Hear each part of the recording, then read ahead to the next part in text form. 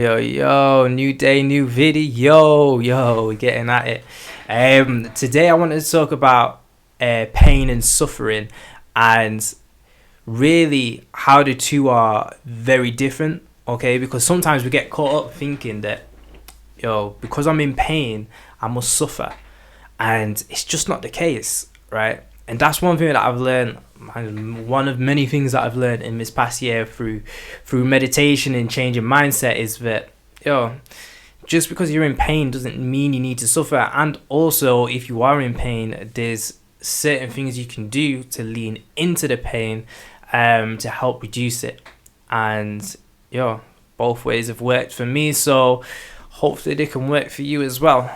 So first off, let's talk about the differences between pain and suffering, right? Because sometimes certain concepts like this either seem obvious from the start or seem like completely contradictory. And so I wanted to use like a bit of an analogy of, let's say we've got like chest pain and shoulder pain, right? And we know that pain has come from us working out yesterday or the day before or whatever. How we view that pain is very different, right? So how we view that pain is kind of, do you know what? It's working, right? It's a good type of pain. There's other good types of pain as well, but that's a different video. So anyway, so chest, shoulders, we feel this ache and this pain and this, but we relate it to something that's good, right? We relate it to growth. We relate it to a benefit to us in our body, right?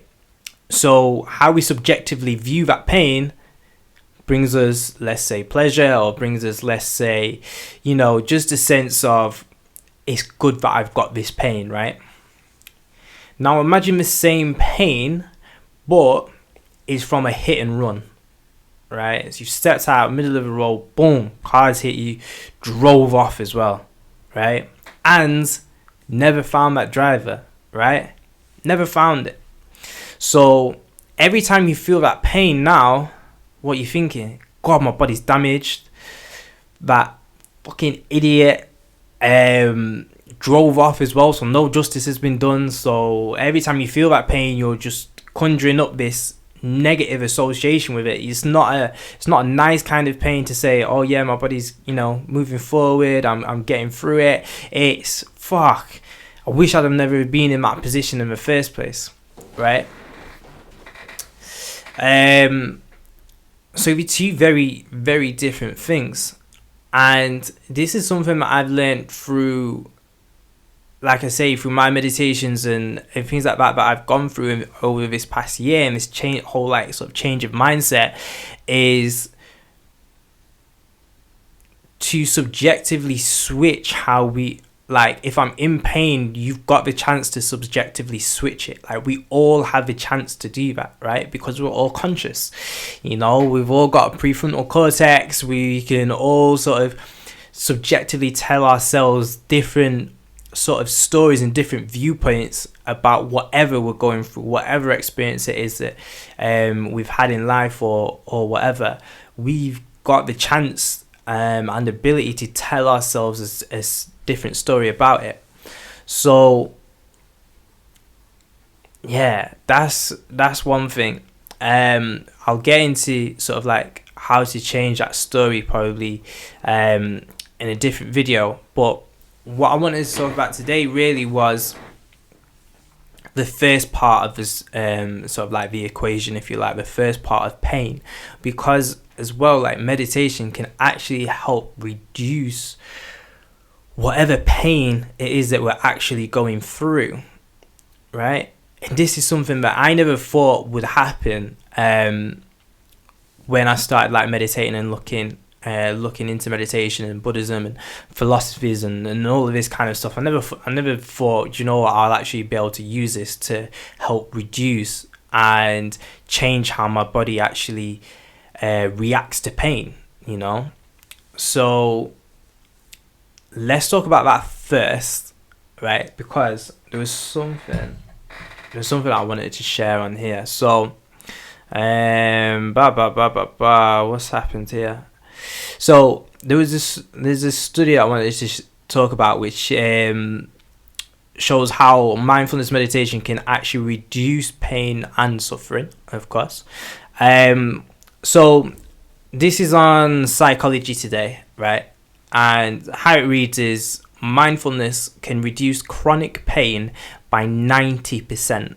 90%, this 3-week course shows. So let's talk about a little bit on here. So basically what we're saying is living with chronic pain and illness can be intolerable. Even after taking a maximum dose of painkillers, the aching soon returns with a vengeance. You want to do something, anything to stop the pain, but whatever you try seems to fail. Moving hurts, doing nothing hurts, ignoring it hurts. But it's not just your pain that hurts, your mind can start to suffer as you desperately try to find a way of escaping.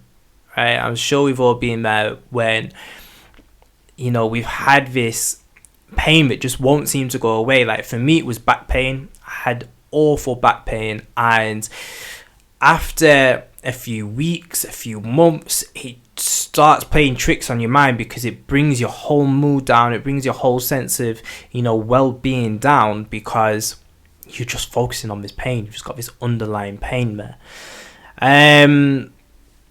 So it goes on to say, it's only natural to want to fight back against the pain and illness in times such as these, but what if a struggle actually made your suffering worse?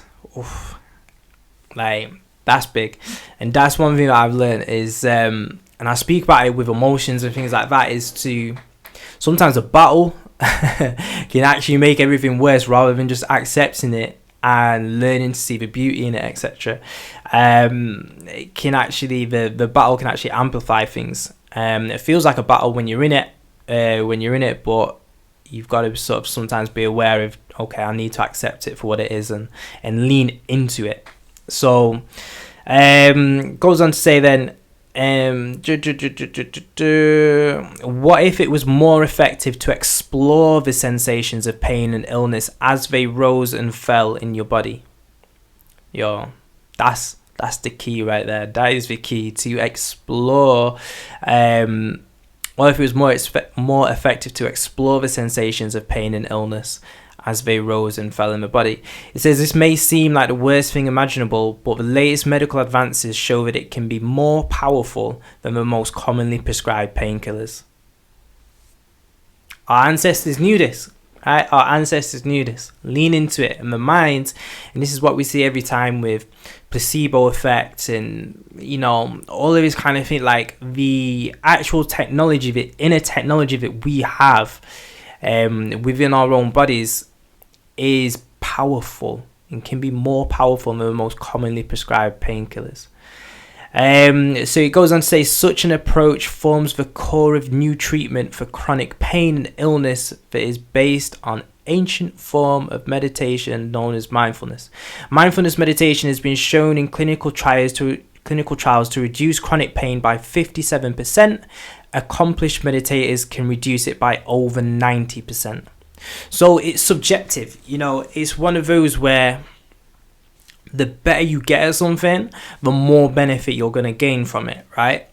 And I think this is almost like a big problem with why we rely on a pill or why we rely on standard forms of medication, is because anybody can do it. Like, just take a pill, that's it, right?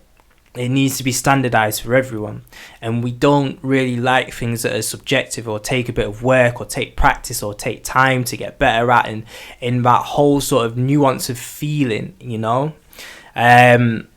But, I mean, I'll take a 90% reduction in pain so I don't have to take sort of like painkillers or, the sort of like the negative effects that can come with like opioid withdrawals, etc. So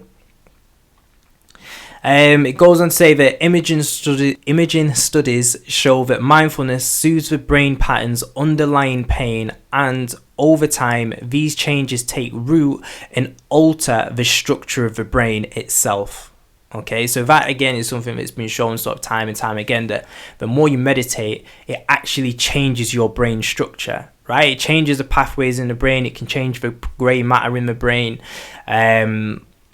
So it shows that patients no longer feel pain with the same intensity, and many say that they barely notice it at all. Okay, and it goes on to say hospital pain clinics now prescribe mindfulness meditations to help patients cope with suffering arising from a wide range of diseases such as cancer and the side effects of chemotherapy, heart disease, diabetes, and arthritis. It is also used for back problems, migraine, fibromyalgia, etc., etc., etc. So it's interesting how dealing with pain is something that as humans we have all had to have gone through, throughout our whole evolutionary to where we are now, like for our, I was going to say evolutionary career. I don't think it's much of a career. I don't think it's really a career, but like for our own timeline of where we are today, and to listen to the knowledge of our past ancestors passed down to say, look, if you're feeling pain itself, physical pain or even emotional pain, right, is to lean into it, okay? To actually, I always close my eyes in meditation. You don't have to. It's not a thing that you have to do, but I find it helps massively to sort of like shut down all the sensory input that's coming in, and sort of help shut down the part of the brain which locates to time and space, or to help down regulate that. It really helps a lot. And then to explore the pain. So this is something that I actually do on, I'll get into something a bit bigger in a minute, but this is something that I do now on hangover days, right? Believe it or not. So, on hangover days where you get that, or I get that like throbbing headache, obviously due to like dehydration and things like that, and your body just feels achy, pain, like tired, run down. What I tend to do now, literally on my hangover days, is to meditate on the pain itself, right? And let me tell you, like, it works so much better than just wishing it away, or just hoping that takeaway is gonna help cure everything. And we all know it doesn't. It doesn't. It feels a little bit better sometimes in the moment, but it can actually make us feel worse, innit? So on my hangover days, what I tend to do now is meditate when I feel like the headache's getting too much, or my body's feeling like just really, really off, like the pain's getting up there. Just close my eyes and really focus on the headache, right? Focus on the headache, and usually what I would do is to soothe the pain is to say, I see you, I hear you, I get it. We've been through the wars last night, and into the morning usually. We've been through the wars, we've gone through a lot of dehydration. I am listening, I am rehydrating throughout today. Thank you for showing me this pain, but let's tone it down, let's calm it down. And you'll be amazed, honestly, or I'm amazed anyway, of how much better I actually feel almost straight away. I usually meditate on it in maybe like a short meditation, like 10 minutes, 15 minutes or whatever. But really go in and feel it, and explore it. And yeah, it just helps alleviate all of that. It helps alleviate the pain and the suffering attached to it. So I was saying earlier, the subjective view is of suffering is really to do with the story that we tell ourselves about the pain. So it can be when we're in like those hangover states of it being of us feeling all of that pain the next day, that the subjective story is can be, you know, oh, I'm losing out all of Sunday now because of this. Fuck, I'm never drinking again. This is ridiculous, right? So what does that do? It amplifies the pain, right? Because we're not accepting it for what it is. We're not showing it any love. We're not, you know, actually being mindful and leaning into it. What we're doing is trying to push it away, and we're battling against it. So it just increases, right? It just carries on amplifying throughout the day. Whereas now, like, I just accept it for what it is. And it really does help bring the pain down. So, as I mentioned earlier, about back pain, yeah, that's something that I used to really struggle with. Like I say, I used to have this chronic back pain for years. Like, years I had this back pain, right? And it would really get me down. Some days I had to stop working. I was a gym instructor at one point, and it got so bad I had to go lie down in the staff room and take the rest of the day off, right? Because just being upright, lifting weights, re-racking it, but people didn't put them back, are different. Like, yeah, I was annoying. I was probably built up more tension as well, because I was like, just put your weights back. So if you're out there in the gym, just put your weights back. It's not hard, so somebody else doesn't have to do it. But anyway, yeah, so it got to the point, like, I used to have to sometimes just go home from work because I was in so much pain. It was almost unbearable, and it's something that stayed with me, like, for years and years and years. And when I started meditating, it's kind of by accident, to be fair, but I fell into this. I was doing a meditation on compassion, and all of a sudden, like, I just felt this tension in my back that I'd been carrying just go, just leave. Like, it was like it swelled up like a ball, so I was aware of it, and then it just left. And I've never had back pain to the extent of what I used to have it before. So sometimes I'll get more of like a stiff neck now, because phones, you know how it is, posture's not always great, it's not always on point, but I'm aware of it. I lean into it, meditate on it, and it dies down really quickly. But yeah, nothing like what I used to have. And meditation, like, if you're in chronic pain, right, and you've been having it for years and years and years, your mind, what you're telling yourself about that pain can actually be causing you more suffering, right? And then amplifying the pain and what it needs to be. So it's something to be aware of, to go into the pain. Trust, like, you can't lose anything by doing this, by the way. So I was, you know, if you're really struggling with pain, then why not try it, you know? Yeah, and keep trying it and keep going through it. And I don't even need to say that, because if you do it and it works, it's just something that you're just going to carry on doing anyway. Because, you know, we all want to not suffer, you know? And I'll probably go into suffering in a different video, because, like I say, suffering is a whole different topic in itself. And yeah, I just wanted to give you that bit of ways to deal with pain if you are in pain, like, to really just close your eyes, accept the pain, accept it being there, you know, accept that it's trying to show you something, accept that it's not there for no reason, like, it's there for a reason, and to go into it, accept it, show it love, show it compassion, and then you've got the chance then to dial the pain down, and it works, like, it works. And as the study shows, the more you do it, the more accomplished you become at it, the better you become at it, the more you can dial that pain down. Like, yeah, I'm not gonna say if you just broke your leg, then just sit on the sit on the pavement or whatever, where you've just done it, and just like go into it and you'll have no pain whatsoever. Like, nah.